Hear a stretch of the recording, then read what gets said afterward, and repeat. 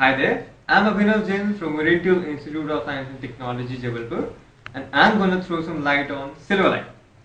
Silverlight enables the development of the next generation of Microsoft, .NET based media experiences and rich interactive applications on the web. It is delivered as a cross-platform, cross-browser plugin that exposes a programming framework which is a subset to the .NET framework and Windows Presentation Foundation. The industry has been a buzz about Silverlight since the beginning of 2007, when Microsoft began demonstrating its power at Developer Conference. In fact, no other development technology has been so highly anticipated since the arrival of the Silverlight resources. Unlike the ASP.NET, in the architecture of Silverlight, the bulk of the Silverlight processing is carried out on the client machine, which decreases the server resource utilization and it also improves the web experience on the client.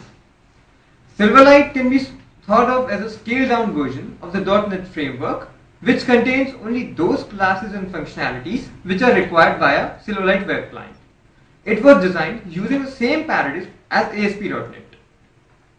Silverlight uses extensible application markup language to create user interface, and most of the Silverlight applications are composed of text files which can be created either by using a text editor or some more advanced development environments such as Visual Basics and Expression Blend, which simplify the task significantly.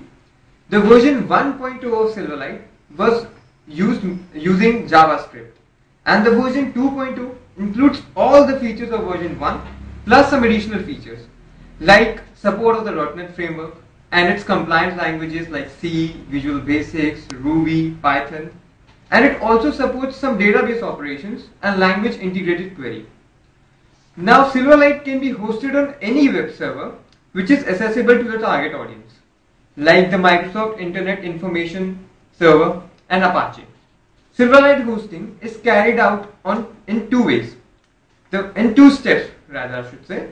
The first step, in which the client machine confirms the request or it requests the server for the Silverlight plugin.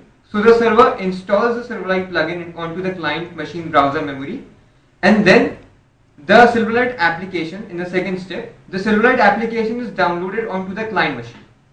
Thus, by following these two steps, the Silverlight plugin is completely installed, which is embedded into a .dll extension file.